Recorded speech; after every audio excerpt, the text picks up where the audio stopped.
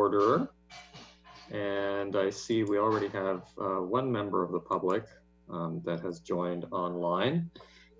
So we will, as folks know, we are continuing to follow appropriate social distancing protocols, and this meeting will be run with those protocols in place, enabling remote participation. We'll talk more about that in a moment, but per normal practice, we will start first with the Pledge of Allegiance. So if everybody would join me. I pledge allegiance to the flag of the United States of America and to the republic for which it stands, one nation, under God, indivisible, with liberty and justice for all. Okay, thank you very much. And with that, Cookie, can we have the roll call, please? Yes, Commissioner Nunez. Present. Chair Reyes. Present. Commissioner Robbins. Here.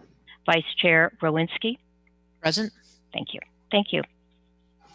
Thank you for that. And I want to thank the staff before we get started for all of their work in making these meetings possible. It's a non-trivial undertaking to make the adjustment that we have made in dealing with all the technology issues and everything else. So thank you to the staff.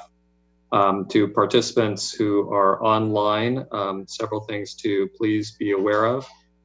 First of all, for folks who may be joining us by video but may want to actually participate, you can join to the Zoom meeting by clicking the link on the top of the agenda and use the raise your hand feature button to be called on if you wish to speak, and we will prompt folks when those opportunities arise. Similarly, you may also join by phone by calling 408-638-0968 with the conference ID 818-7278-7577. And once you're on, you can press pound and *9 if you wish to be called on. All of the normal opportunities to make public comment will be available in this meeting, including starting first with comments on anything not on the agenda. For those items, as per legal requirements, we are not able to take action on that, but we will certainly take note of them and consider them for possible future meetings. So with that, I'm seeing now that we have 9 attendees who have joined us online, and want to see if we have any member of the public that wishes to make any comments on items not on the agenda. And I think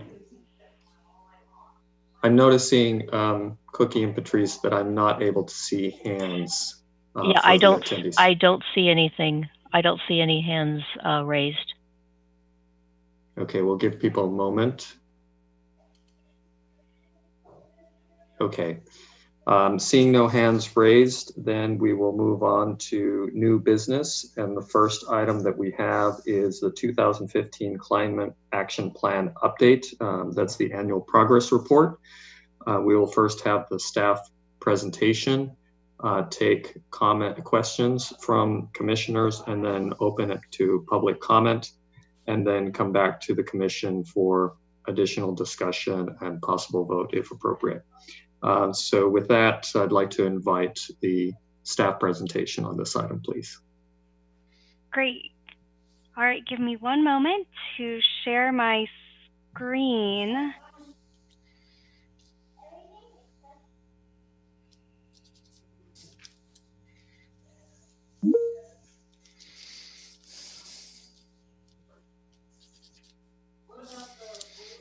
Is that shared?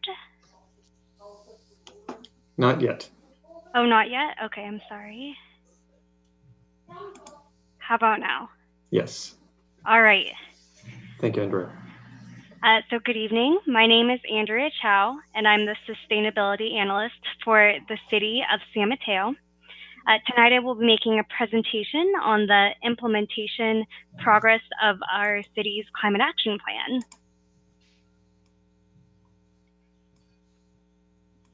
So my goal tonight is to talk to the climate action plan that the city adopted in April 2015.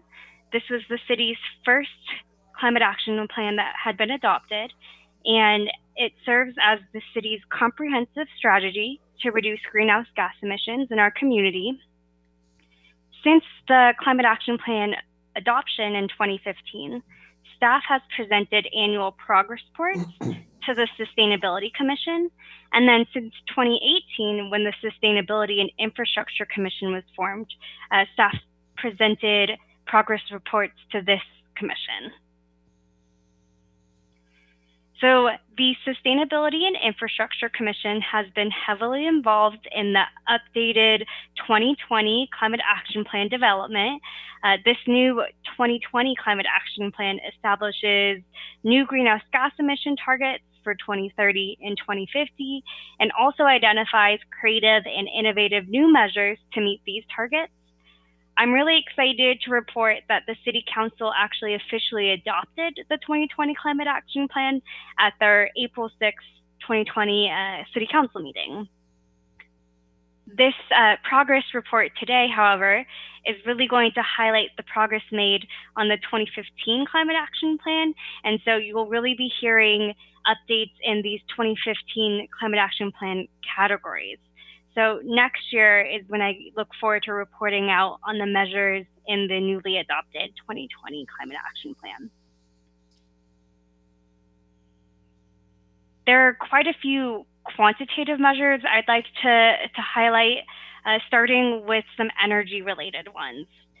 There are a variety of utility and regional programs that support our residents and businesses in increasing energy efficiency and renewable energy. For example, El Concilio provides audits and retrofits to low-income residences. And through various programs, 574 residential units in San Mateo have benefited from the program.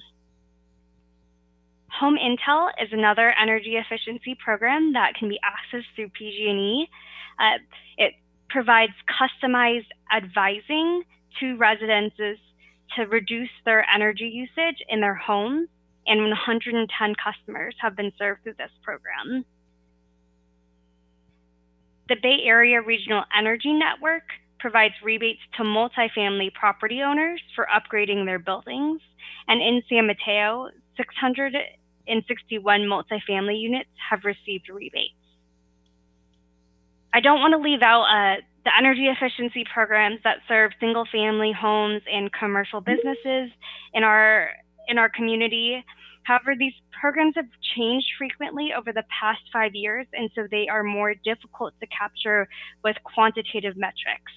But they do exist, and they continue to encourage energy efficiency in these building types. The city's REACH code that requires solar installation in all types of buildings has helped renewable energy grow in San Mateo. Since 2015, there have been 927 solar installation permits issued, and then just in the 2019 calendar year, 251 permits were issued. The city maintains a very solid participation rate in Peninsula Clean Energy with 97.4% participation. PCE is key in reducing our community's emissions because of their clean energy goals. They plan to provide 100% greenhouse gas-free energy by 2021 and 100% renewable by 2025. And then currently, Eco Plus, which is the default product, provides 50% renewable energy and 95% GHG free. So this is really important to making sure our community is energized by clean energy.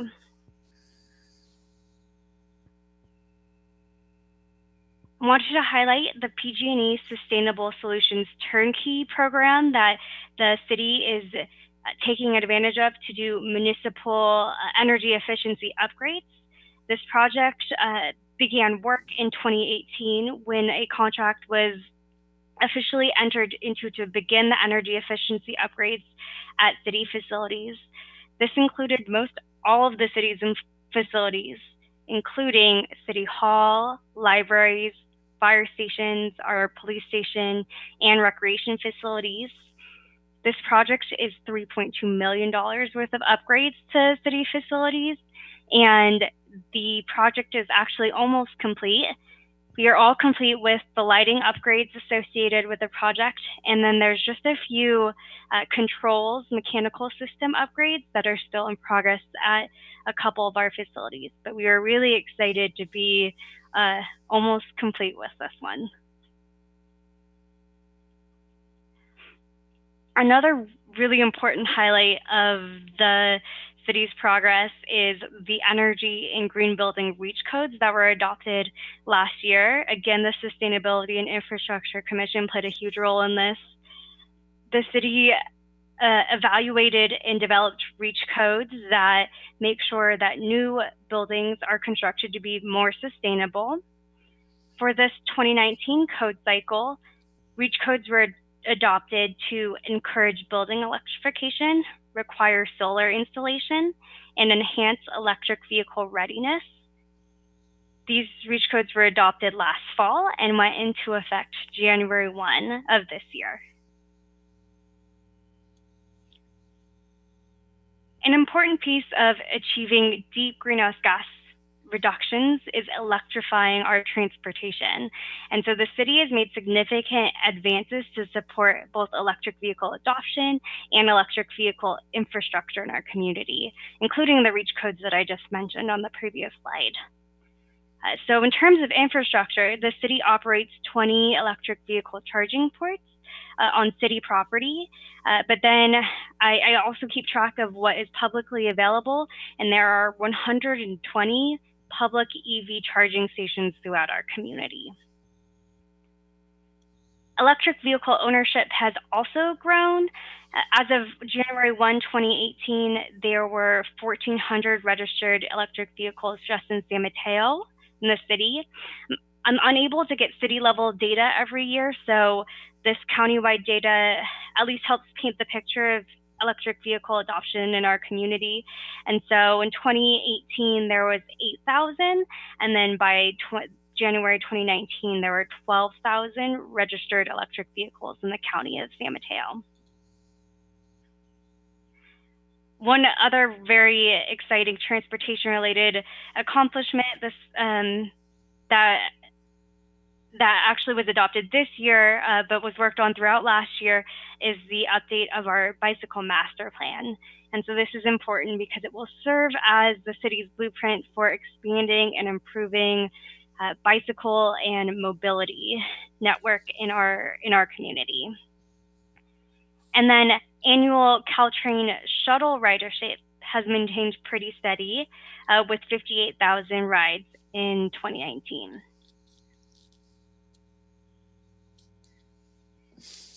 Shared mobility has shifted over the past year. Again, the commission is really involved in this piece as well. The city had taken the opportunity to review shared mobility best practices across the region after Lime stopped operating in the city. Staff took the time to review a variety of programs and develop the shared mobility permit program to replace the need for individual agreements with operators. And so this permit program really establishes clear expectations for shared mobility operations. And we actually directly engaged with shared mobility operators when we released this permit to operate. Unfortunately, the city did not receive any applications for a permit to operate in San Mateo.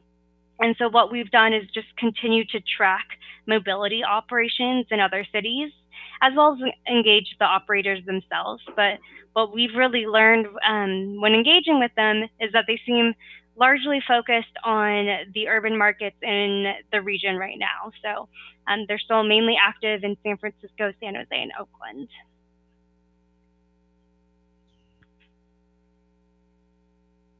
Other highlights include how we have improved water efficiency in our city parks.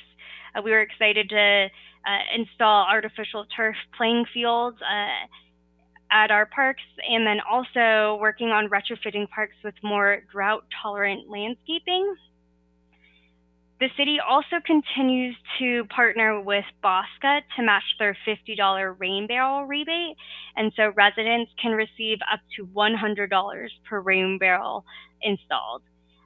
44 rain barrel rebates have been processed.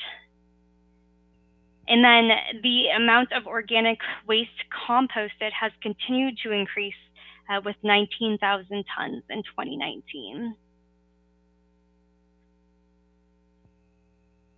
As part of the South Bayside Waste Management Authority, the city is excited to support the Organics to Energy pilot program, or O2E pilot. So this pilot program will extract organic material that would have otherwise be destined for landfills, and then turn this material into a slurry that would be converted into clean gas as a renewable energy source. And so this has huge potential to reduce the amount of organics going to the landfill, and also if it scales up, could also extend the life of our current landfill.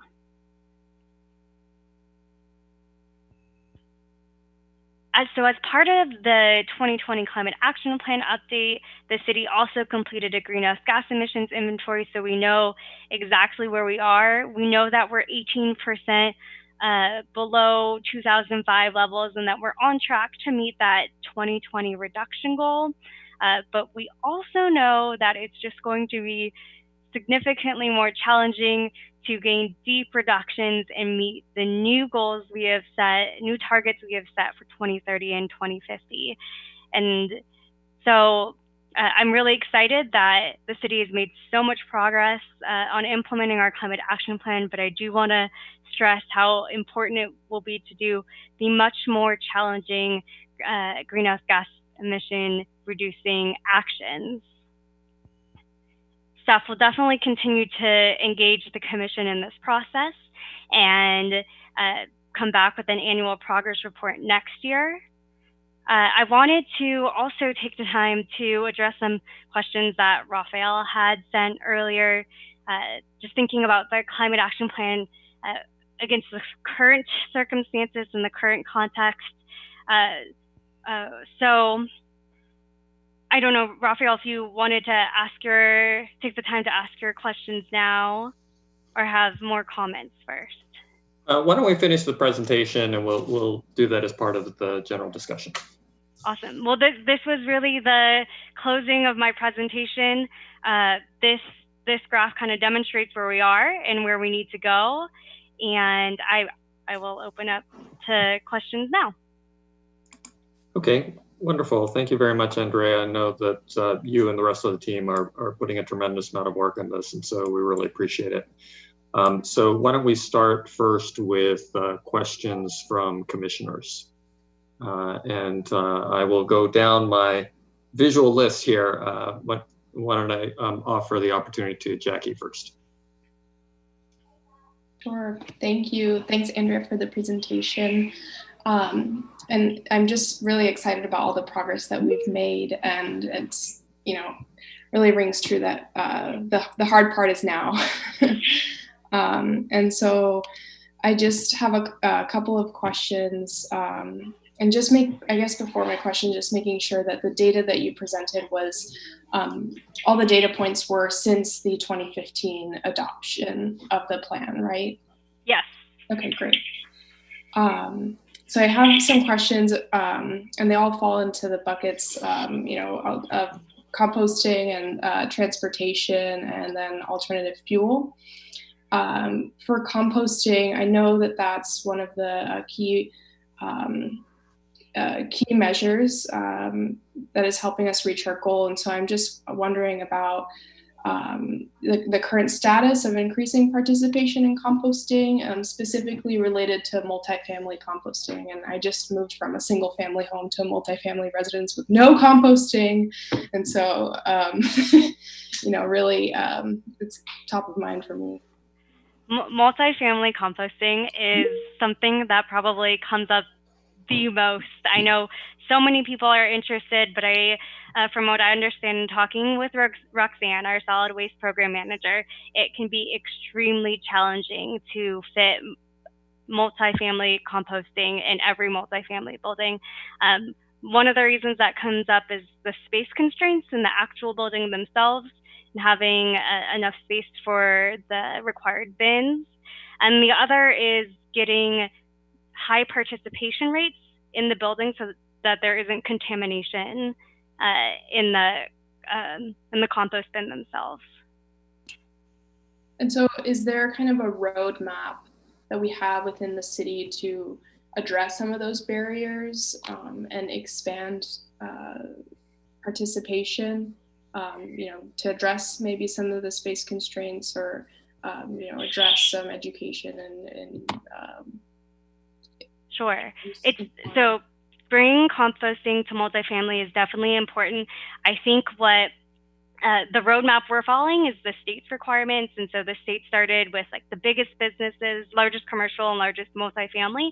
And so we're trying to keep up with the state's requirements before bringing it to the smaller building sizes.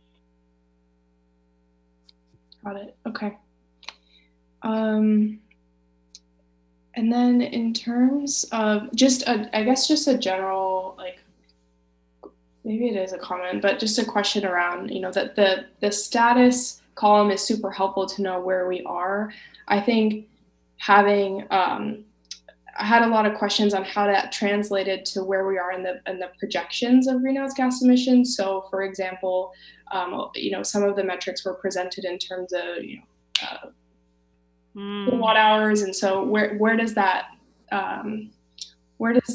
bring us in terms of our projections? And so maybe I guess it is a comment, but going forward, when we're receiving information about the 2020 climate action plan, I think that would be super helpful in clarifying where we are and our progress.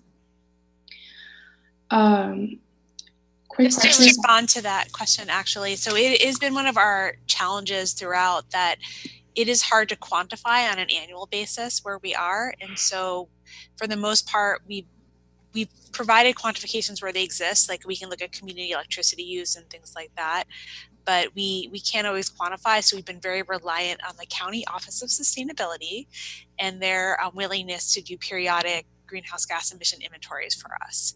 And so unfortunately, we can't always quantify our progress other than through these qualitative, we know how many houses have had retrofits, but we don't know the exact outcome of those retrofits. So we have to sometimes wait till several years later to actually get the numbers. Yeah, I can fully appreciate the fact that it takes quite a few years to get the inventories. Okay, and then I assume that similar problem is related to the EV city level data. I know that we had it for, I think, 2018 and then 2019. The electric vehicle data is from the DMV, and so I'm able to access what they offer to provide publicly. I'm really not sure the cycle of data that they choose to provide either. Mm-hmm. Okay, and then my next questions, I guess last couple of questions are related to expanding car sharing, and it sounded like there was 3 Zip cars in the city, and so I'm wondering if and that seemed to be one of higher on the list of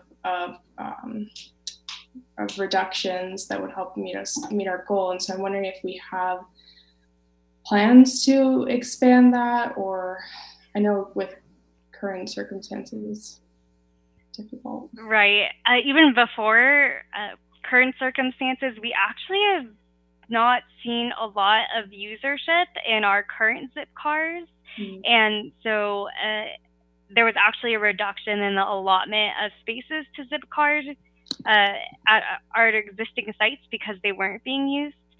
But we are in active conversation with Zipcar, and so I can always, talk to them about how things are going and continue to monitor that progress.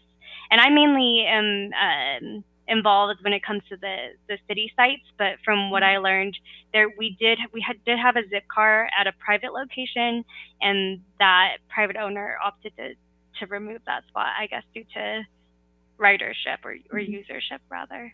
Kathy, did you have anything to add? Yeah, just to clarify, when we say there's a reduction in the allotment, Zipcar themselves has chosen to provide less cars. So we provided a certain number of public spaces in several lots downtown, and we're willing to expand it at a moment's notice, but they have actually not been using the spaces. So we ended up removing some, we don't want to reserve a parking space for a Zipcar when they're not being provided there. But we're always willing to allow it. It's just been a market issue where I guess it's not as successful in a suburban environment as it is in San Francisco or other more urban locations. Got it. Yeah, I mean, it would be great to see that program expanded. I understand that there are challenges, and I understand, it depends on market conditions. And, thinking personally as someone who's trying to get rid of my car, thinking about how we can, even expand awareness about, that there are zip cars in San Mateo. And then second to lastly, around shared mobility and how we can continue to make San Mateo and our neighboring jurisdictions competitive to shared mobility providers.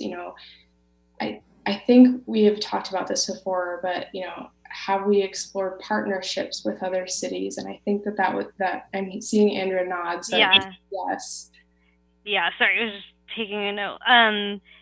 Yeah, you're absolutely right. I think partnering is definitely key as a smaller jurisdiction surrounded by other small jurisdictions. And so we are definitely open to collaborating with our neighbors to make sure we have a cohesive shared mobility system. We are continuing to do that. I definitely hope that we are able to do that. I'm on a task force call with some neighboring jurisdictions to consider this. And so it's definitely something that we're talking about. There just also has to be a very willing operator as well. Yeah. Well, it's great to hear that there's some movement, no pun intended there. And lastly, related to alternative fuel equipment, I know that the city has previously pursued quite extensive efforts around this. And I see that Parks and Rec is using battery-powered equipment at the Japanese Garden. I'm wondering if that's a pilot, how it's going. Sure. Plans to expand. I actually just checked in with them about this for this update, and it's unfortunate to hear that the equipment really hasn't taken off as much as we had hoped. So at first there was problems with the equipment themselves. I don't think maybe they had the right batteries for them, and so they were troubleshooting different types of batteries that weren't lasting long. And now that continues to be an issue. And so I think this is maybe the second year they're using this equipment. And when I asked them if they wanted to expand, they felt that they still only could use it at the Japanese Garden in this certain setting because it wasn't providing the exact like efficiency and results they wanted to see with the equipment. And just to add, I think they were piloting not just different batteries, but actually different brands or different types of the same equipment to see if they could find one that would be workable for them, and are still struggling with that. Yeah, I understand that it's like a small piece of the puzzle, but a very important one. And so any updates that we can get related to that in the future would be super appreciated. And Will do. those are all my questions. Thank you. Thank you, Commissioner Nunez. With that, Commissioner Robbins. Yeah, boy, thank you, Andrea. It's a fantastic amount of work, Kathy and everyone else. No real questions. I've been through this for a few years now. I am looking forward to 6, maybe 12 months from now when we get a little more feedback on the 220 plan. I'll just one comment. So I wanted to say at the end, I think we all know that the Peninsula Clean Energy is the that's the Bigfoot. That's what's really brought us forward. So it'll be interesting to see what of the other elements can produce meaningful results. And it's hard to tell, but thank you. And I'll look forward to more reporting on it. Back to you, Mr. Chair. Thank you, Commissioner Robbins. Commissioner Runsky. Yeah, thank you. Let's see. I've got a couple of questions here. Andrea, you had mentioned that there were 44 rainbow barrel permits issued. What is that time frame? That time frame, I think, is 3 years. Yeah, but the number is pretty small. It was especially small this past year. Right. Okay. So 3 years, meaning 2017, 18, and 19? Yes. Okay. All right.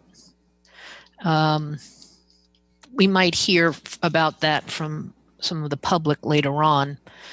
The O2E pilot program with, I think it's Recology or South Bay, South Bay processing. You mentioned the city is supporting it, the pilot. What is the city doing? What are the actions the city's doing to support that pilot? The city is a member of the South Bay Waste Management Agency. And so that is our role in the process. Right. As a member. As a member. And what does, as a member, does that require the city to inform the residents about this program, or how they can, what a resident needs to do to ensure that organics end up in the compost bin versus the landfill bin?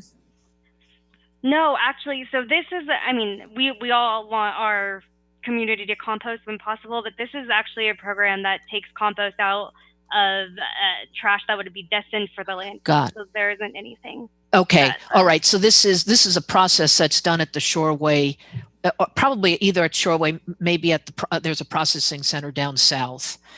And so what they've done is they've invested in technology to remove organics from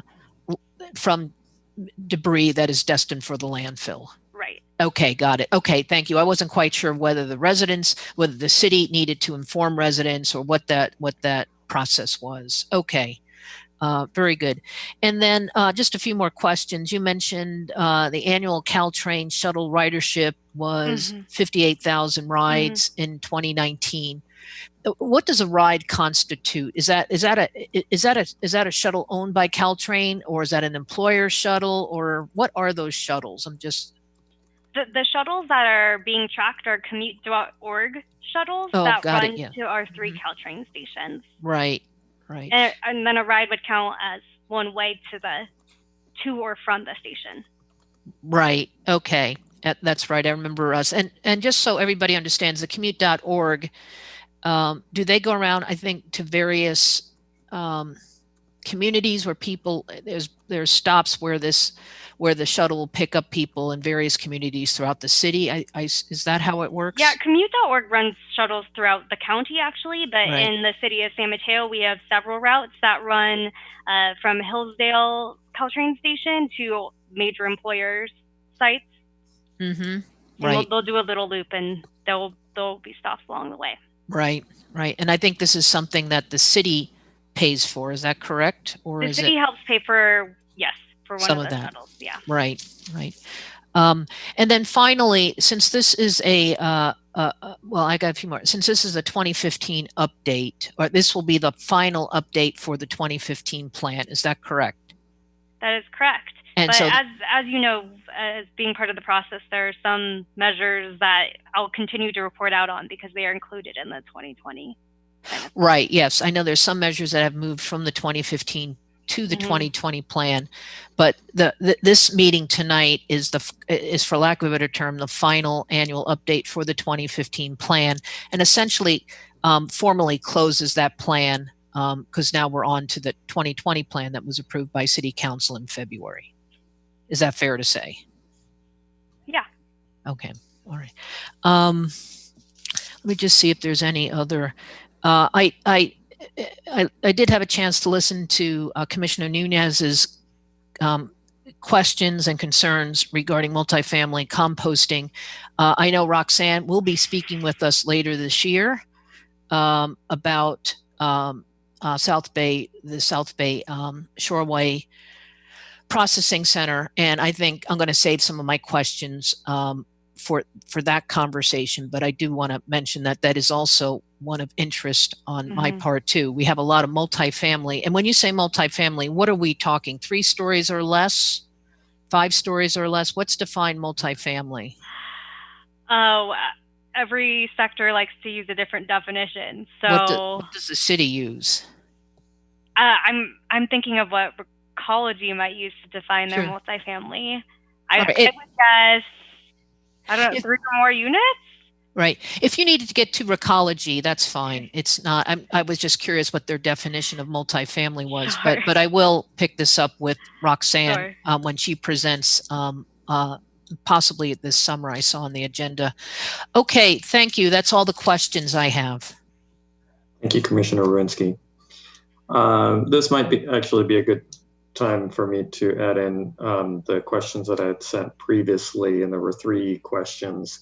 One, I'd like to invite staff to comment on what the overall impact of the current health and economic crisis is having on city operations. So just overall budget and staffing impacts, if any. Number 2 is what staff is seeing as the near-term priorities under the new climate action plan. So what the next steps are there, and what adjustments, if any, staff is anticipating with what may be a somewhat extended period of social distancing and the implications for the work. Great. So in terms of sustainability, the sustainability is still very much a priority to the City Council. So staff time will not be reduced in terms of sustainability programs. Our projects will still move forward, and there's still budget to continue some of the projects that I've already actually highlighted in our climate action plan update. So our SST project, rainbow rebates, things like that will still continue. And we're also very fortunate to benefit from a number of regional and local programs that provide funding for sustainability, whether it's like energy efficiency and electric vehicles, things like that. And then and actually on the first question, if you could provide just a little bit of the big picture, because that's the context in which everything is operating. So I'm happy to. If you would, Kathy, that would be terrific. Sure. So actually, there was a Daily Journal article, I think just today, on the update that was given at our City Council meeting this past Monday on our long-term financial stability plan. So we're, like every city, we are experiencing pretty significant revenue losses, but San Mateo is in a great position in terms of having a very robust reserve built up. So our current plan going forward does not include any staff layoffs. We have frozen general fund positions that are currently vacant. So not all positions in the city, but again, ones that are funded out of our general fund. We are not going to be moving forward with filling those vacancies. We are probably going to be looking to do some negotiations with our employees and possibly look at freezing cost of living increases or possible furlough over the holiday season, but we are not looking to lay off any staff. We're not looking to make any dramatic service cuts in any way, shape, or form. We'll see. I mean, we're still very early into this, so we'll see how the economy progresses over the next couple of years and whether we need to take more action than what we currently have planned. But we are sort of projecting over a 5-year period, a path towards economic recovery and moving back towards financial stability. Okay, thank you. That's very helpful. And then the second one was near-term priorities under the Climate Action Plan. And the third was what adjustments in approach might be needed under social distancing.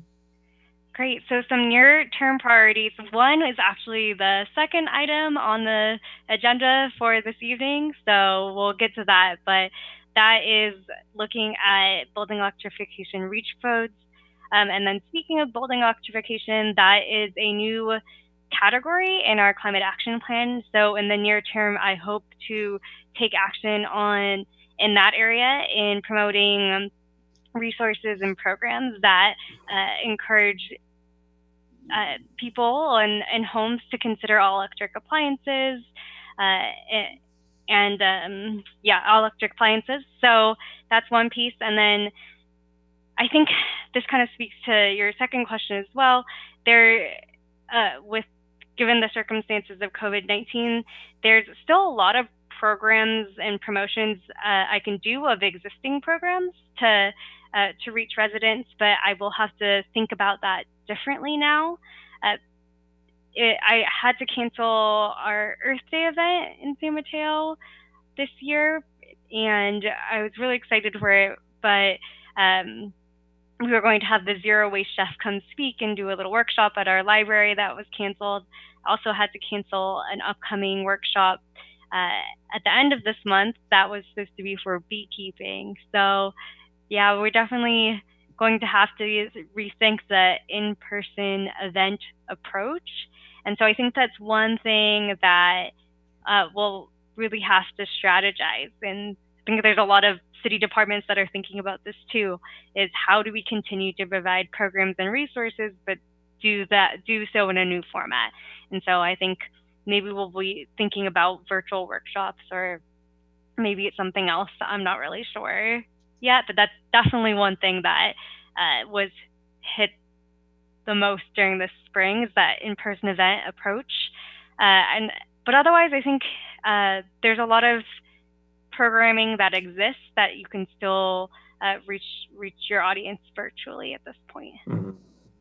And so I'm sorry, so beyond the reach codes, other priorities, what would you identify as maybe the top 2 or 3 other priorities? I think starting some work on encouraging building electrification in existing buildings. Yeah, that's definitely one. And then other near term, I think I'll call out electric vehicle adoption as something that's also very important. Okay. And then not directly on Andrea's work plate, but on Roxanne Murray's work plate is the multifamily composting. So that actually was called out as a council priority. So it is something that we definitely want to further as much as possible. Okay, wonderful. That's very helpful. So with that, then why don't we turn to public comment? And I believe the process here is that we're going to unmute all the participants, and participants may raise their hand through the raise hand feature, which is in the participant panel of Zoom. So if you're running Zoom, typically on the lower bar, there's a button that says participants. If you click on that, you'll see the participant panel come up, generally on the right. And at the bottom are a set of buttons, and one of them will say raise hand or something similar. And then that will allow us to call folks in turn. So I do see a number of attendees, and I do see a hand up from Adam Lorraine. Adam?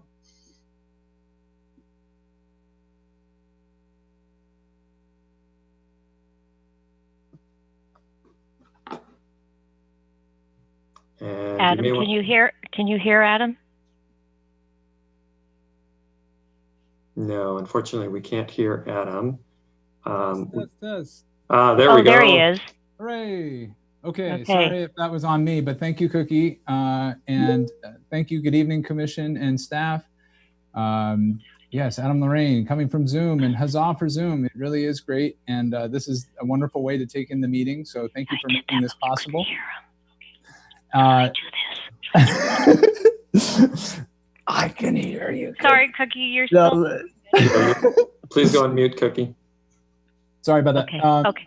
I do want to shout out Kathy's background too. It is fabulous. So well done there, Kathy.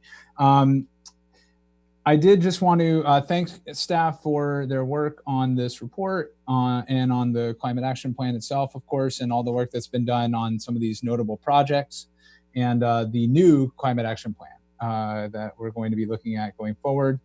I do just want to sound a little like a broken record about the general frustration I feel when I take a look at the Appendix 2, as Commissioner Nunez noted, to see the status and just kind of think to myself, well, how far did we get on a number of these measures? It's difficult to tell. You know, the key metrics, for example, when we look at the number 2 one of composting, I can tell, for example, that the city is aware that and that it's working on, the qualitative measures.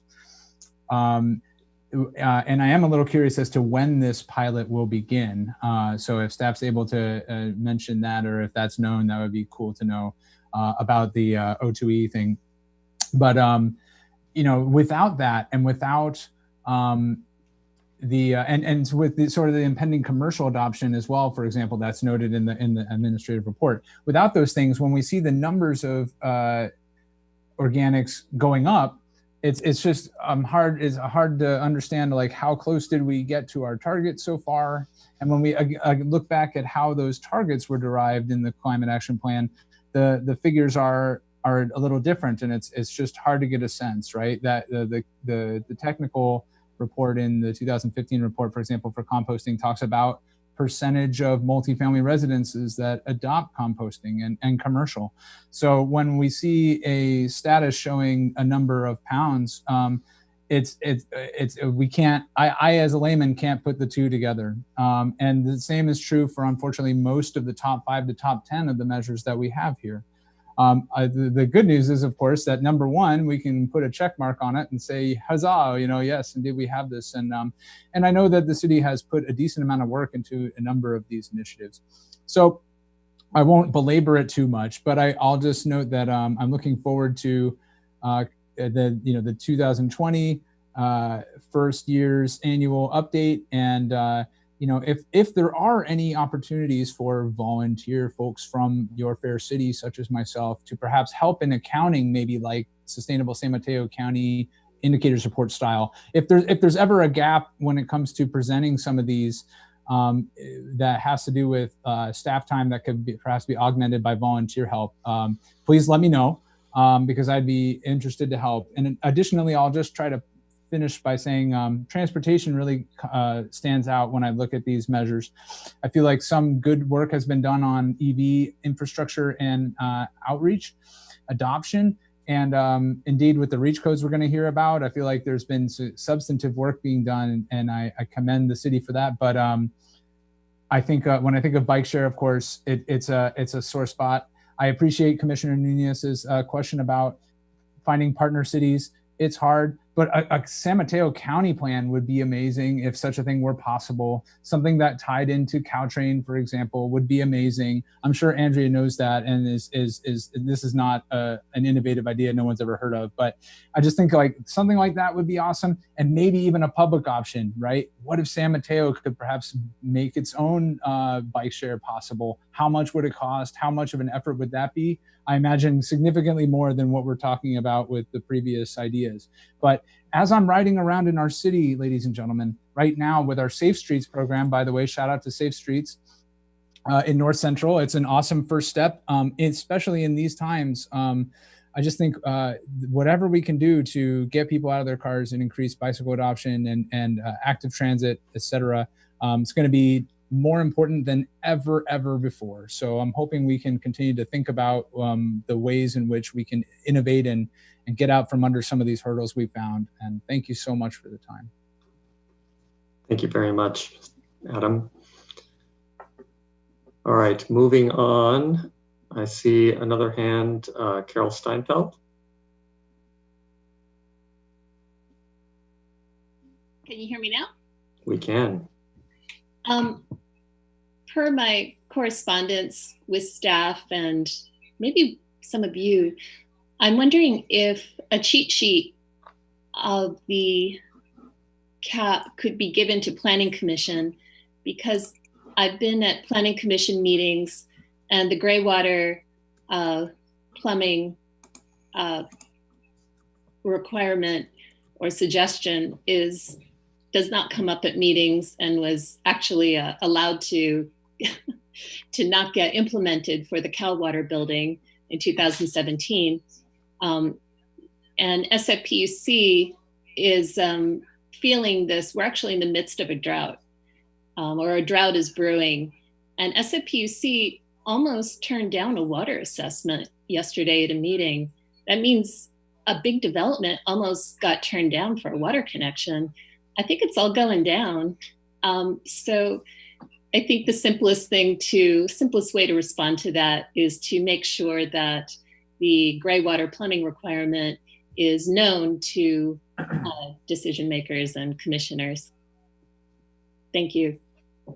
Great suggestion. Thank you. Any other public comment? I see another hand raised from Becky Shaw.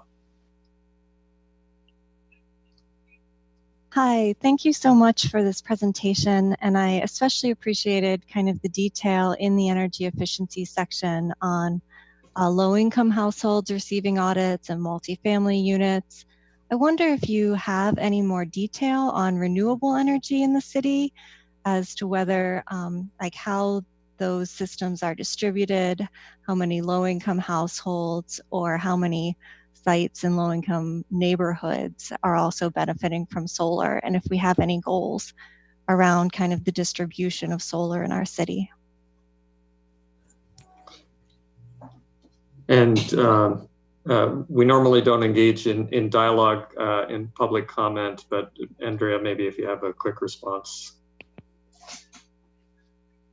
So the two questions were the goals. So there aren't any identified goals of distribution of solar, but I do have a little bit more nuanced data about renewable energy systems than what I provided. And so I am able to kind of see the size of the system, but I really haven't done any analysis of their location. So it may be an area to consider with regards to equity and making sure that the energy programs that we're promoting are reaching all members of the community. Okay, any other members of the public wish to offer comment?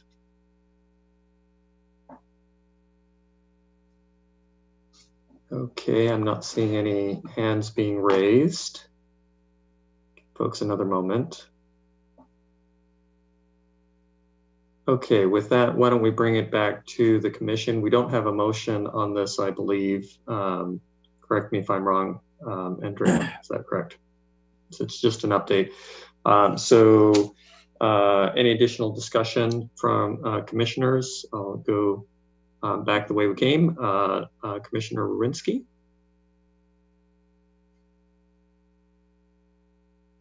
Yeah. Okay. Yeah. Thank you. Like I said, since this is the last one on the 2015, I would, just kind of now we're moving forward with the 2020. Going back to the comments we heard from Adam Lorraine, Commissioner Nunez, that is possible quantification of our progress. I know it's not easy. And I think Adam's suggestion about reaching out to the community about helping out if needed on some of the accounting could be something worth considering. And like I said, I look forward to Roxanne's presentation specifically on multifamily composting. Although, Andrea, I would like to understand what is the definition of multifamily? What is a multifamily within the context of CAP? Is it less than 4 stories, less than 3 stories, less than 5 stories? What is that? And then it would also be, whatever that definition is, then to understand how much of the city's residential real estate does this multifamily type make up? 10%, 50%, 2%, is something I would like to do, because the multifamily, I think, aspect is going to, it just keeps coming up in every meeting. And you mentioned City Council has also has given staff some direction on that. But on that note, that's what I have to say. Thank you. Great. Thank you, Commissioner. Commissioner Robbins? Nothing further. Thank you. Okay. Commissioner Nunez? Just to add that, really excited about the progress we've made and looking forward to hearing updates about our 2020 plan and continuing work there. And, seeing our region and our county's ambitious housing goals and projections for what our housing allocation looks like, it, makes me think about the opportunity that there is in expanding some of these measures for the new housing construction within our city that we've talked about in the 2015 cap that have carried on to the 2020 cap. So it'll be really exciting to see some of that. And, I've read articles about, how COVID-19 has really changed our behavior and our lifestyles and may turn some of these measures up on their head. And, we may really need to rethink some of them. And so going forward, really thinking about how we can be flexible in some of those measures. I'd love to think about that and see how, are there opportunities to leverage some of the stimulus funding that, potential stimulus funding, federal, state, to bounce back in more sustainably and implement and expand these measures. But I look forward to more updates, and thank you so much. Great. I have a couple quick items. On the note of accounting, as you know, I think this has been a point of concern, not only among the public, but all of us. And we have had discussions about the complexities there, and they're substantial.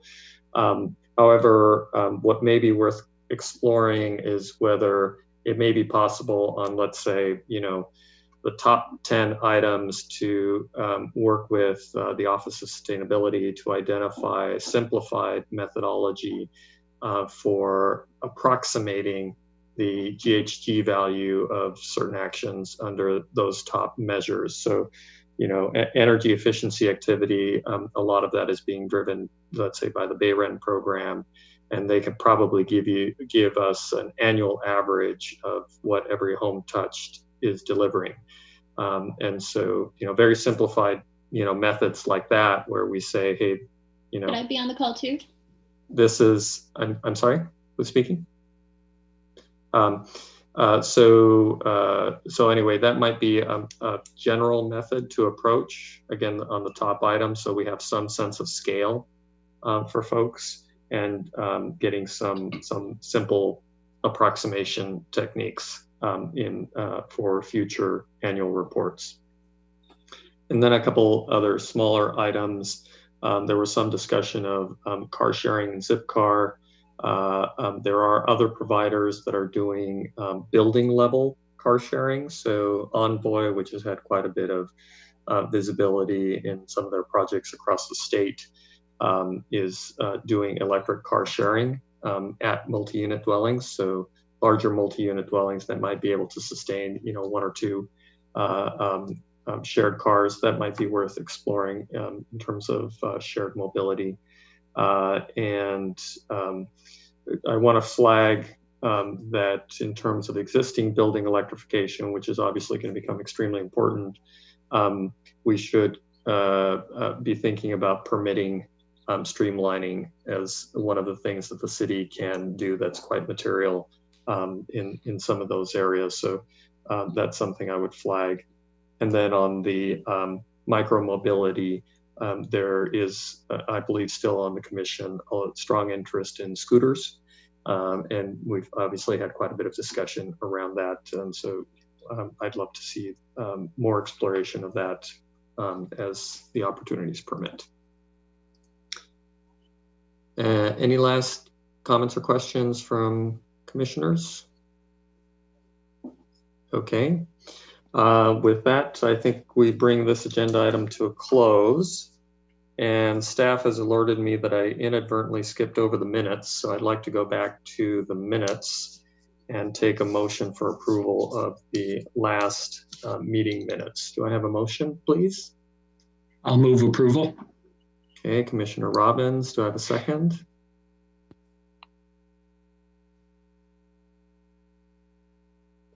Second on the minutes? Oh, I second the motion. Okay, thank you, Commissioner Nunez. All those in favor? Aye. And Cookie, do we need a roll call? Yes. So, Jackie, Commissioner Nunez. Aye. Aye. Chair Reyes. Yes. Aye. Commissioner Robbins. Aye. And Vice Chair Rowinski. I abstained because I was absent from the meeting. Okay. Now, just a point of protocol, in a prior meeting, staff informed us that it is still possible to vote on minutes even if you weren't present. So I want to reconfirm that just in terms of our understanding. That is correct. Okay, but in any case, the meeting's minutes have been adopted. So that allows us to move to the next item, building electrification reach codes for multifamily construction. I'm sorry. And on this note, due to my role at Peninsula Clean Energy, which has been providing technical assistance and funding for cities on the reach codes, and I have a direct role in that activity, I will be recusing myself from this item and turning the meeting over to Commissioner Vice Chair Rowinski. So Commissioner Rowinski, if you'd like to take it away, I will be stepping away. Great. Thank you, Commissioner. Thank you all. Yes. Okay, good evening, everyone. We're going to be spending the rest of this meeting talking about building electrification reach codes for multifamily construction. And Andrea Chow, the city's sustainability analyst, will be making a presentation to us.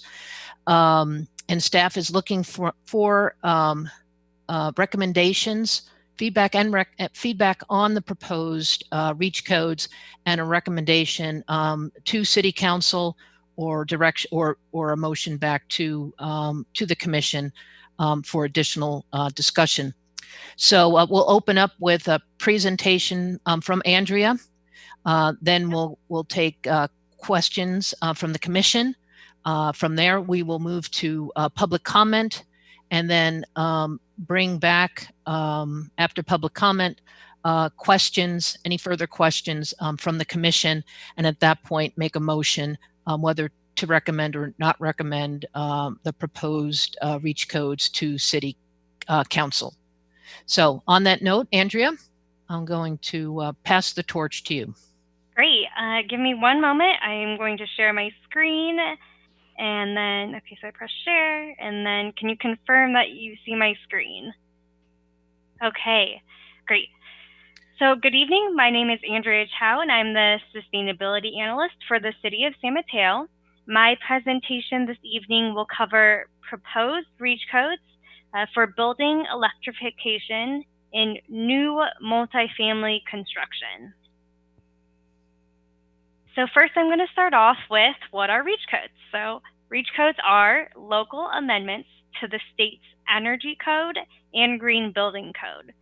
REACH codes help reduce our community's greenhouse gas emissions by reducing emissions from the building sector and raising the bar for more sustainable construction. Just a little bit about REACH codes. They have to go beyond the state's requirements, especially for energy efficiency, for energy code requirements. They can't be less. And then secondly, for energy code amendments, you also have to have a cost effectiveness study to demonstrate that the proposed requirements' energy savings outweigh the costs of the measure. And so that's another important piece. Adopting REACH codes has been an approach that is part of the city's climate action plan. It's actually something the city has done in previous previous code cycles. And the city adopted REACH codes for this 2019 code cycle. And that 2019 code cycle began on January 1st, 2020, so this year, and the Sustainability and Infrastructure Commission played a very important role in this process. You'll recognize the three categories on this slide, but just to recap, the city's REACH codes currently address building electrification, solar installation, and electric vehicle readiness. The reason they're in these categories is because the city was actually able to leverage resources that were developed by different agencies, including the statewide codes and standards programs cost effectiveness studies. So those studies really evaluated cost effectiveness of building electrification and solar installation, which is why we were able to adopt those energy code amendments. The city also collaborated with the County of San Mateo and Peninsula Clean Energy. They were very important in developing template ordinances for jurisdictions in San Mateo County to adopt. And so that is why REACH codes in these three focus areas were proposed to the commission and to city council and then adopted. So when REACH codes were adopted last fall, both the Sustainability and Infrastructure Commission and the City Council expressed interest in adopting building electrification REACH codes for new multifamily construction. But at that time, there was no cost effectiveness study available to address the mid-rise multifamily residential construction. Finally, this past March, the preliminary results of the mid-rise multifamily residential cost effectiveness study were made public. And so this presentation will review those results and present building electrification REACH codes for both low-rise and mid-rise multifamily construction. And so this presentation focuses specifically on building electrification REACH codes. So the city has taken an approach to encourage building electrification in this two-pronged approach. So first, building electrification means constructing buildings without any natural gas services. This approach has gained a lot of traction since now electricity can be provided and can be greenhouse gas free, whereas natural gas will always have greenhouse gas emissions associated with them. So the city's adopted REACH code encourages building electrification by giving builders the choice of two options. They can build an all-electric building without using any natural gas at that minimum efficiency that is required by the energy code.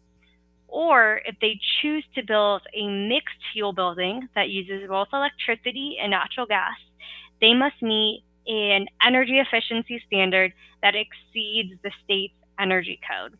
And so this is what we look to the cost effectiveness study to really tell us what is the recommended or maximum energy efficiency we could require beyond code while still being cost effective. So energy efficiency margins are expressed differently in low-rise and mid-rise residential buildings. And so I just wanted to provide a little bit more background on why you're seeing a percentage sometimes, or sometimes EDR, or an energy design rating margin. And also to clarify, when I'm talking about low-rise buildings, in this case, as defined by the Energy Code, low-rise buildings are buildings that are 3 stories or less. And then mid-rise, that was studied in this particular study, is defined as 4 to 7 stories. Okay, so what is EDR, or the Energy Design Rating?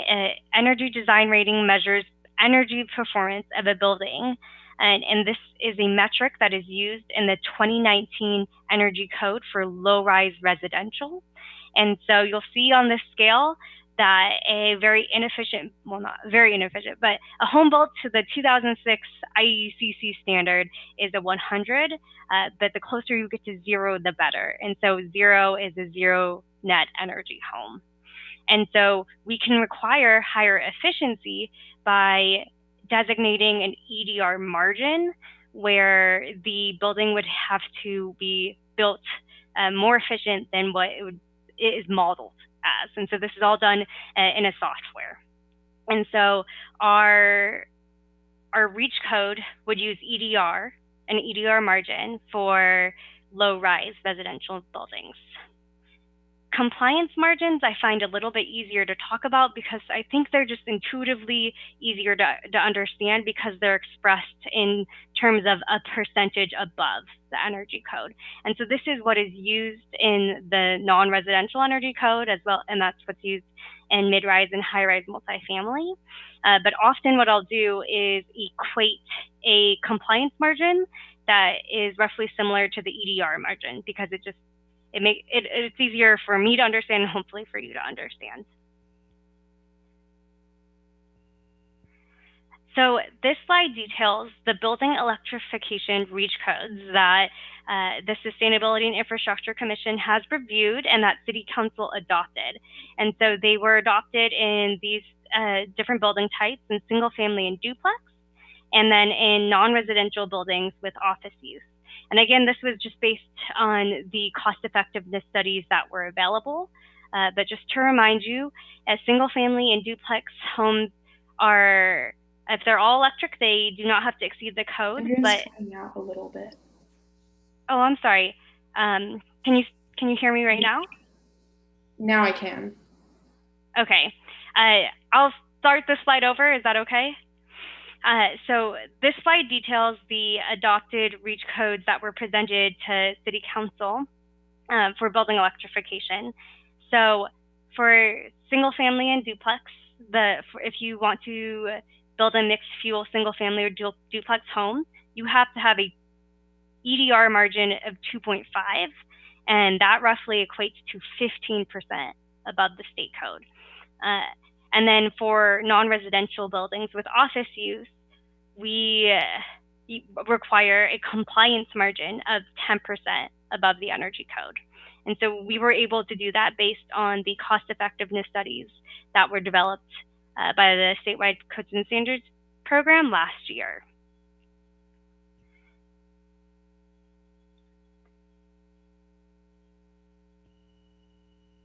So low-rise residential buildings, which include apartment buildings with 3 or fewer habitable stories, was also analyzed last year in the low-rise residential cost-effectiveness study that also included single-family and duplex homes.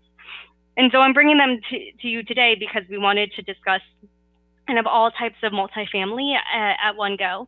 And so the maximum EDR margin that could be required for low-rise multifamily residential buildings is a margin of 0.5 EDR for mixed fuel low-rise multifamily residential buildings. This roughly equates to a 5% compliance margin. And so staff recommends this approach because it is actually the maximum amount you could require, as well as the minimum amount. You can't require less than a 5% compliance margin because then it becomes difficult to replicate. And then the mid-rise multifamily residential cost effectiveness study preliminary results show that you can also require new mixed fuel mid-rise multifamily buildings to be built to a higher energy efficiency standard. So this is new information. We were waiting for the study to confirm that it was cost effective to require higher energy efficiency on mixed fuel multifamily, mid-rise multifamily residential buildings.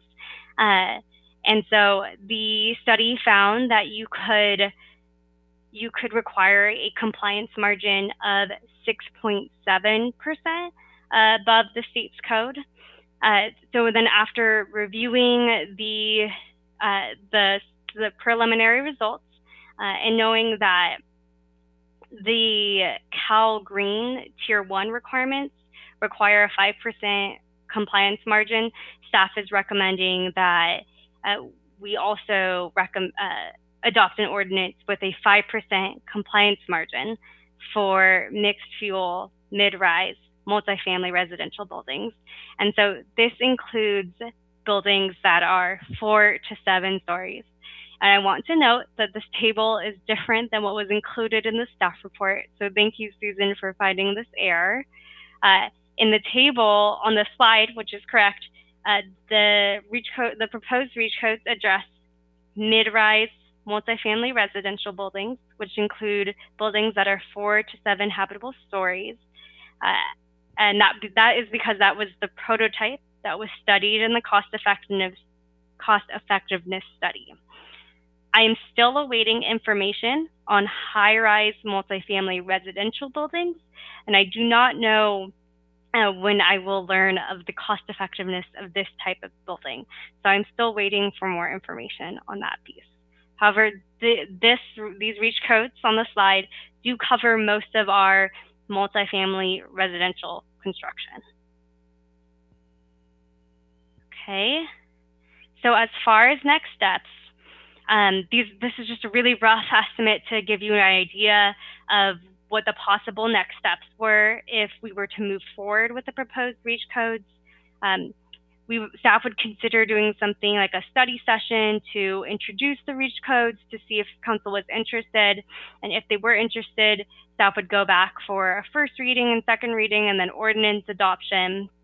An important piece of reach code adoption, especially to the energy code, is filing that reach code with the California Energy Commission for approval.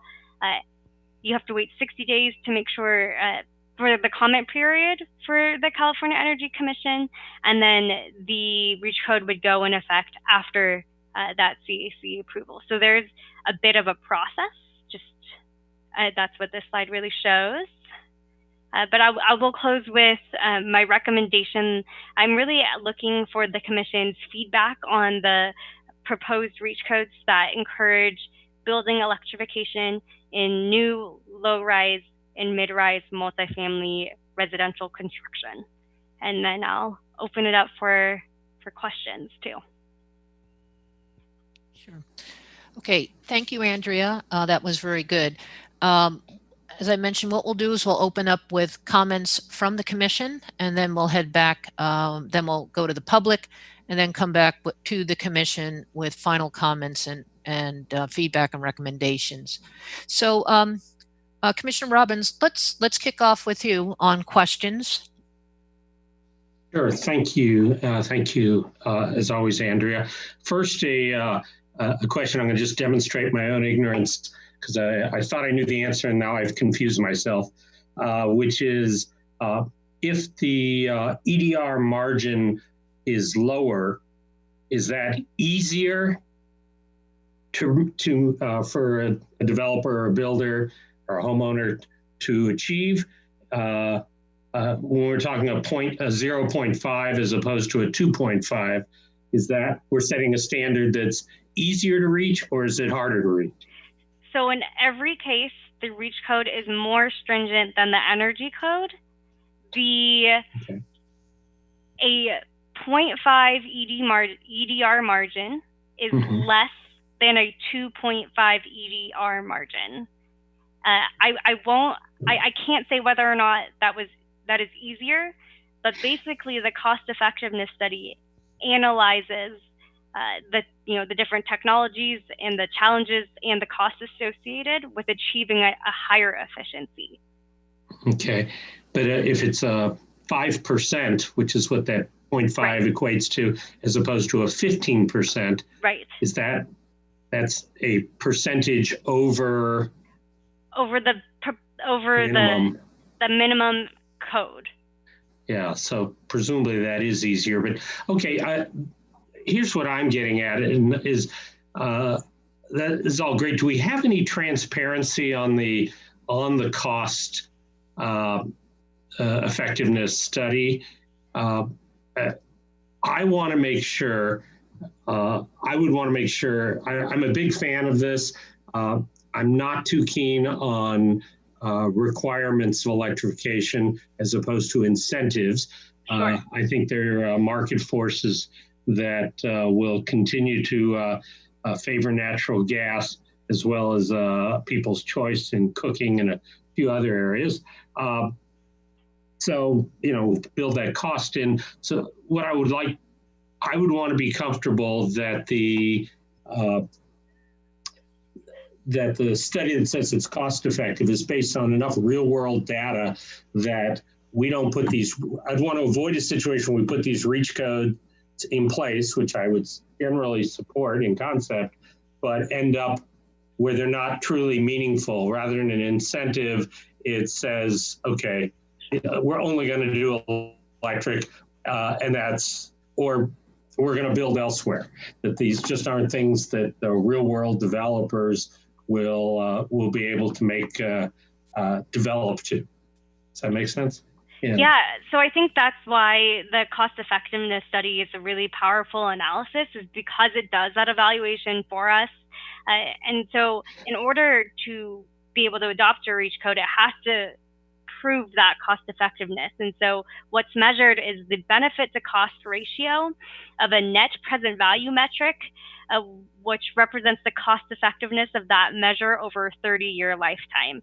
And so there's a lot of analysis that goes into it, but it's really making sure that the energy savings that's associated with the requirement pays for that benefit. Right. That's an analysis that makes sense for regulators. I don't know that it makes sense for developers. Is that part of their analysis? Do they actually look at, either talk to developers or look at buildings and the costs associated with going one way or another, as well as the saleability? Do we know that? Yeah, absolutely. I don't have exact numbers like I did last time, which I should have done. But yes, they look at the upfront costs to developers. Okay. That's my only area of question right now. I may have something further when we come back after public. Thank you very much. Sure, thank you. Commissioner Nunez? Yes, thank you, Andrea, for your presentation. Can you just briefly touch on Cal Green Tiers 1 and what that, I understand that it is some sort of checklist, but how, can you walk me through the reasoning of why we're moving away from, their proposed, I think it's 6% or aligning to the Cal Green Tiers 1 that is 5% and moving away from what the cost effectiveness study says? Sure. So let me back up. The cost effectiveness study analyzes is the maximum requirements that you could restrict a project to. And so I feel like it's, you use that as as the study, and then you kind of review the other recommendations. And then one of those is looking at the Cal Green tier options. And so you're right, Cal Green offers a variety of different reaches beyond the base code requirements. And then one of them is this tiering option where you could require a percentage above code. And so for their tier 1, they have designated 5% as an option for mid-rise residential multifamily construction. And so that is why we chose to align with that approach. And tiers 1 is that based on our climate zone? Or is it's just, we've just chosen to align with the tier 1 as a, I'm just thinking like, what is tier 2, like. Yeah.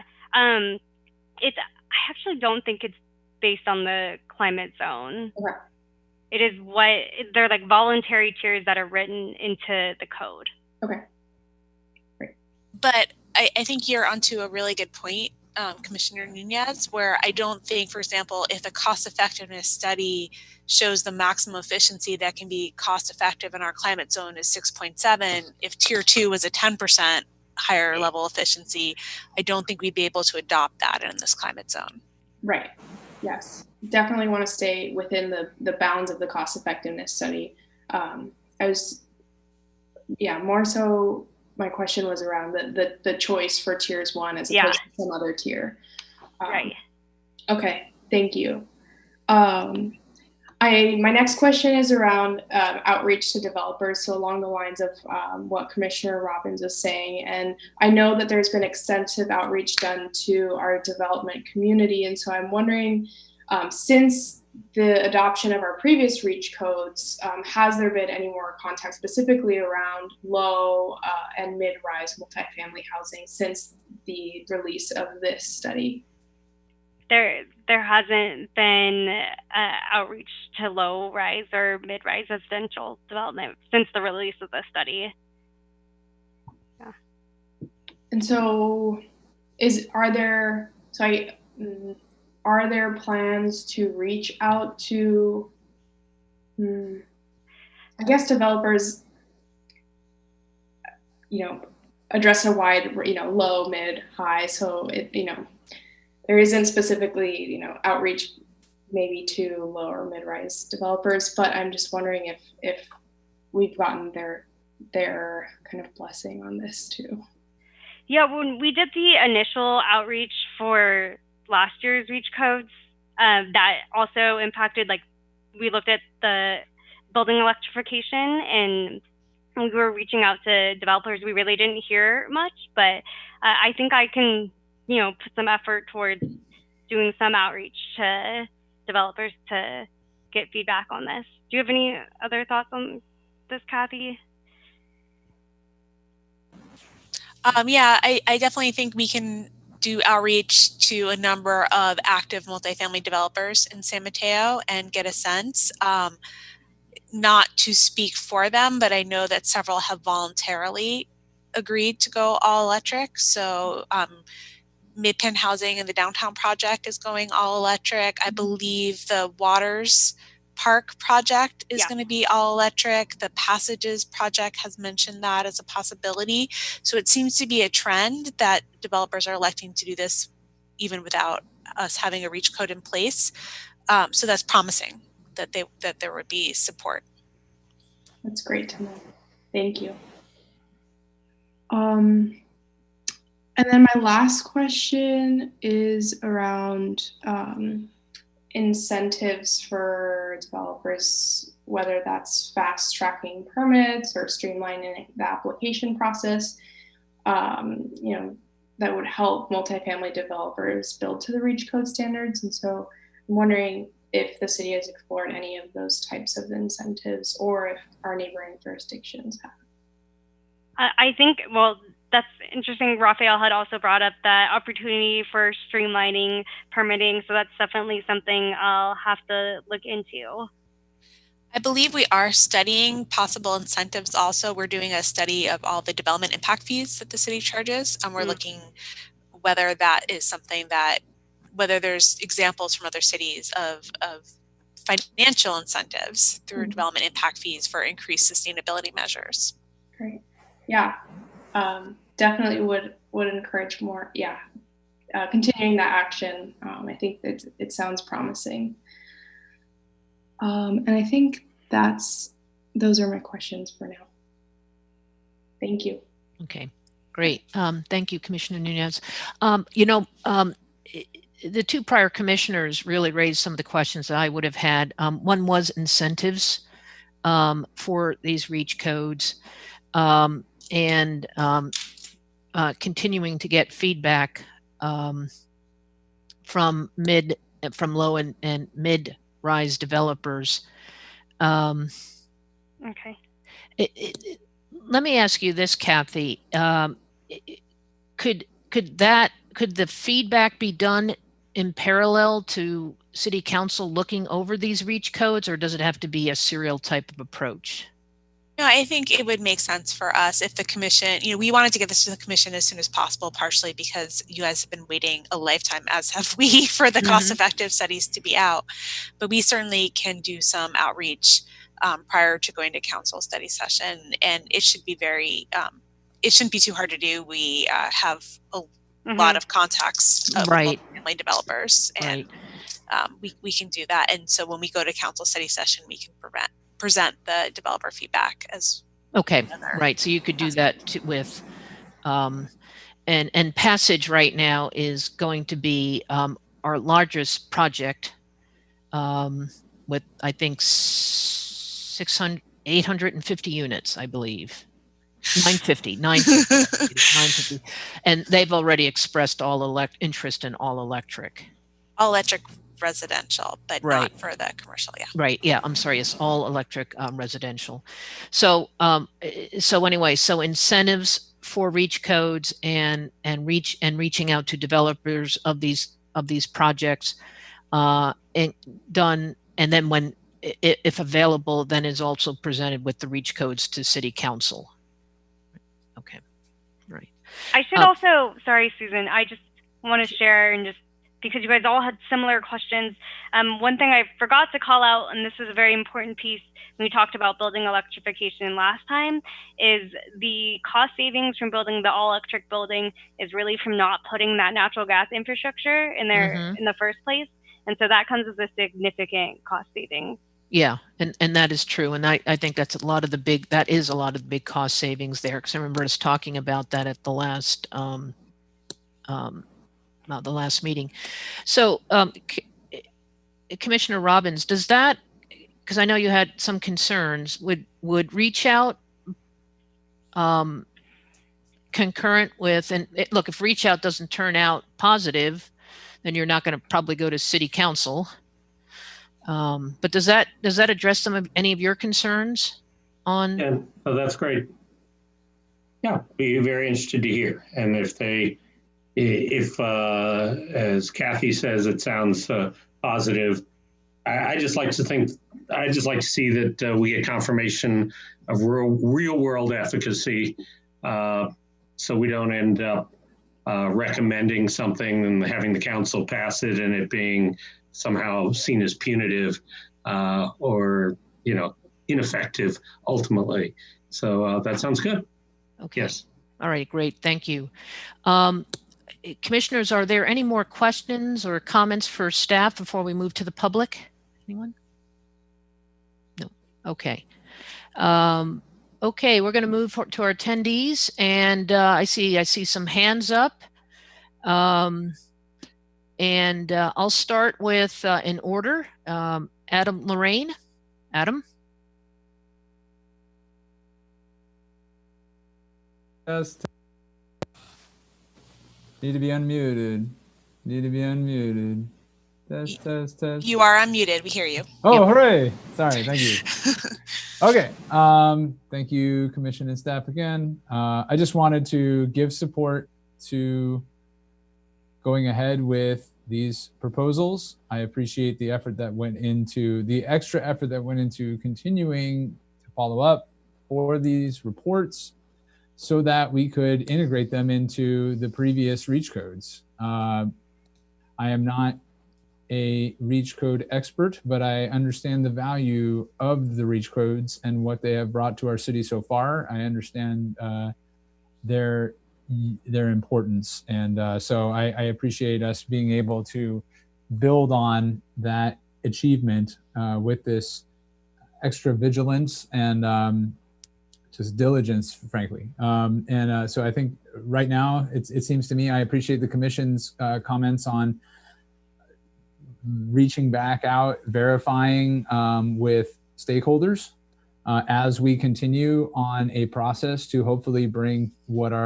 sound like common sense, good improvements to our city. So that's all. Thank you very much. Great. Thank you, Adam. Alan Matalaj, I'm sorry, Alan. Yes, this is Alan Matledge. I'd like to encourage you simply to drop the mixed fuels option from the proposal there. The reason I think about that is that I read the cost effectiveness study that was available last year, and I saw a passing reference to the social cost of carbon as being part of the calculation there. I was not sure exactly what that social cost of carbon was. And that's a very notoriously difficult thing to pin down. And as we go into the future, I think that climate catastrophes are going to be building up, and that means the social cost of carbon is going to be higher and higher as we go along. So really, the cost effectiveness measure there is something that I think is really quite sketchy.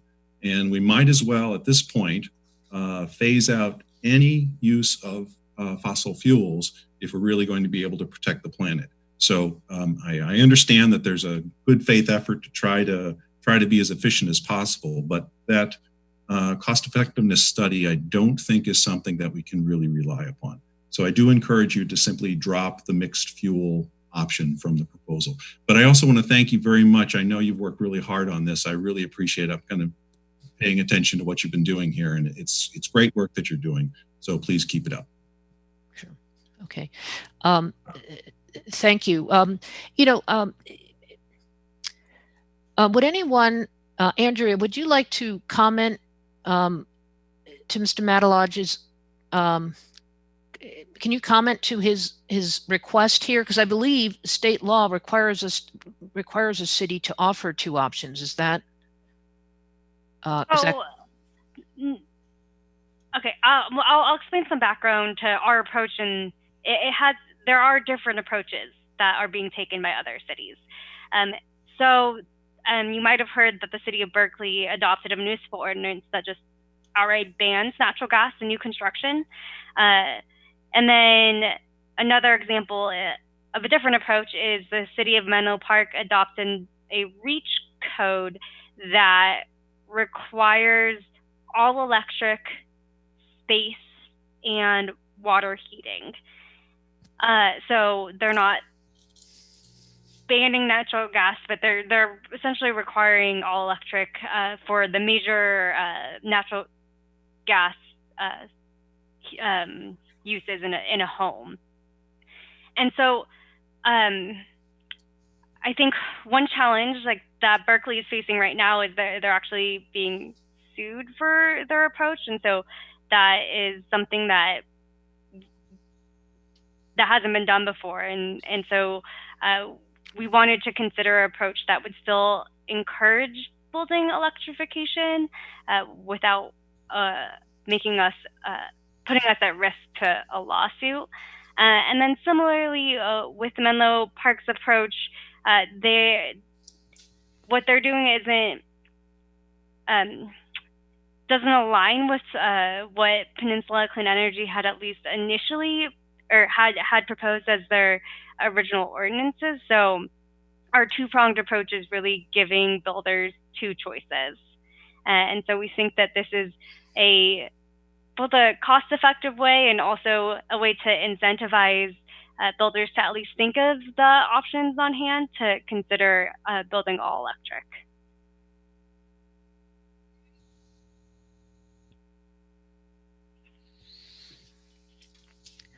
Okay. Ms. Matalaj, is that, I think you bring up an interesting point, but there's, and already great. Kathy, can I take another, is it one comment per person, or can I take another comment from Mr. Matalaj? I believe you're limited to one comment per. Okay. Yeah. Maybe this might be an option. It will be a little while before this goes to city council. Maybe, you're going to reach out to developers. Maybe Andrea and Mr. Matalaj could have a conversation between themselves. I don't know. Yes, I will do some outreach both to the on what we talked about, just engaging mid-rise and low-rise residential developers, and then I've met and spoke with Alan before, so I'd be happy to reach out. Okay, all righty. Any more comments from the public? I don't see anyone calling in. It looks like everybody's on Zoom. Okay. No further comments. Thank you, Adam and Alan. We'll bring our conversation back to the commission for final comments, and then a motion to recommend to City Council, or a motion to recommend to City Council with edits, or a motion to have the proposed REACH codes return back to the commission. So, forgive me. Are we to make a motion? My understanding was we were just to give feedback. Oh, it's a feedback. Okay, I'm sorry. I think so. Alrighty, I'm Is that sorry. correct, Andrea? Yeah, I'm looking for feedback. So your direction, I'm open to all feedback. Okay, but feedback. My recommendation is that You're moving forward. I'm sorry. No, I'm looking for the direction from the commission on what you think our next step should be. Right. However, so I will say that, we are, unless the commission, the commission can provide feedback at this point, but we also would look for a commission recommendation that, given your feedback, whether you feel it's ready to go on to the next step to City Council review in a study session, or whether you want it again to return to the commission. Sure. Okay. Commissioner Robbins, we'll open up with you on your thoughts.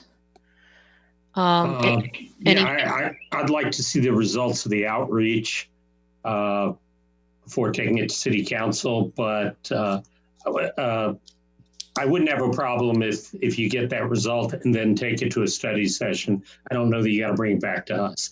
I can go to the study session unless you come up with some surprisingly negative information, negative feedback, then maybe you should consider coming back to us to play with it a little bit. That would be my final thoughts. And thanks again. Commissioner Nunez?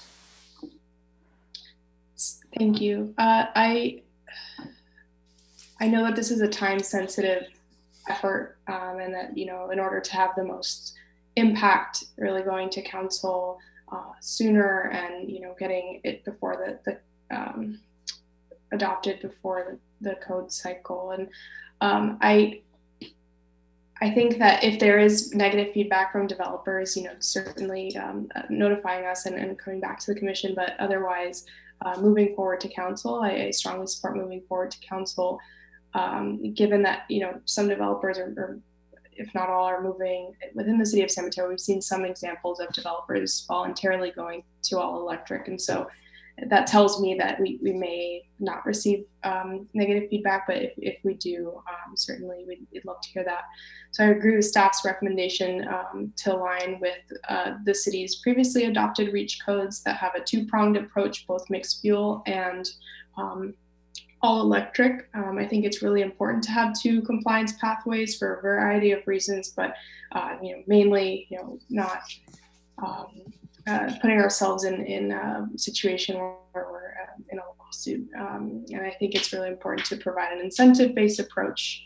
I think that works really well, which we're doing here. And I would encourage us to look at some of those incentives for streamlining and permitting, or with impact fees. Strongly support looking into that more. And I think I also agree with staff's recommendations to require a 5% compliance margin.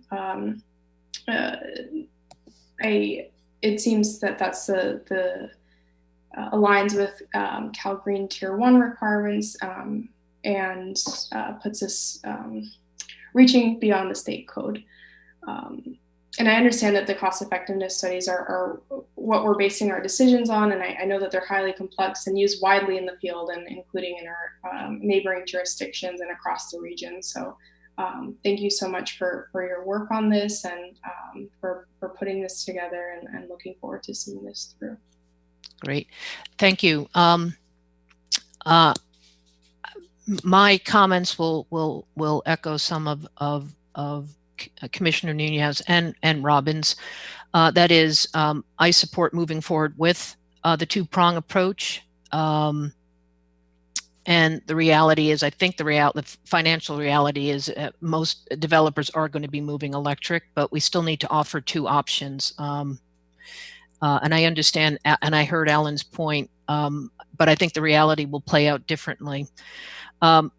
I would bring it back to the commission should you find any negative feedback from developers and not move forward with to city council at that point. And then likewise, if you do move forward to city council, also outlining what incentives we could provide developers to take on the proposed low and mid-range or mid-story reach codes. So that's my feedback. I'll just add one more thing, that I think that this is super timely, because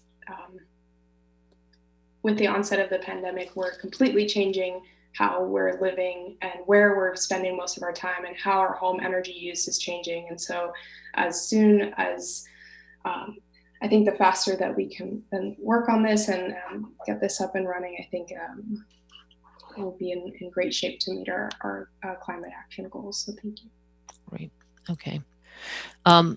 Okay. So I think Andrea, yes. Kathy, is it clear what our commission is? Yes, I have very clear feedback and direction. Thank you so much. Okay. Thank you. Cookie, there's no need where there's no need to take a roll call, right? No. Okay. All righty. Okay. And audience, public, thank you for your comments. Do appreciate your time to speak with us and to attend, in this case, remotely. We're going to wrap up tonight's agenda. If there's any reports or announcements anyone would like to share with us, Andrea, Kathy, Cookie, commissioners? I don't have any reports or announcements. Okay. I do have, I guess, one question and one request. I guess I'm really curious to learn more about the Safe Streets program. I know that this is something that's going to council, and so if staff recommends, for us to keep following that, I know you're meeting weekly with council. I think it'd be great to hear lessons learned, maybe at a later time, if staff, once we know more about how it's impacted our community, maybe in a couple of months, but just knowing how that pilot program is going, and how, if there's any takeaways that we can apply permanently, I'd be really curious to hear about that. We can definitely have Public Works bring that back to the commission, as they're the ones running that. Great. And then my question is around, I know that we have a vacancy in our commission, and so I'm wondering if there are plans to open up the vacancy and announce that publicly. Please. Yes.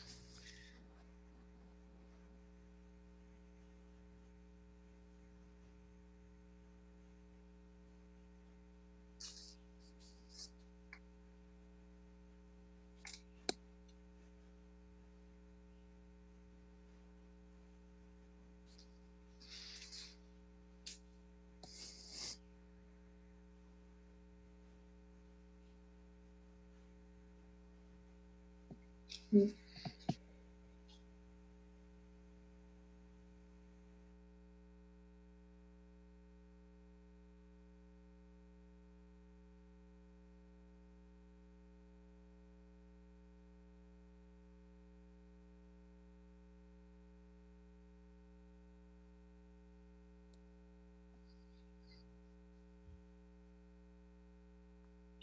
Mm-hmm. Thanks so much, Patrice. Yeah, thank you, Patrice.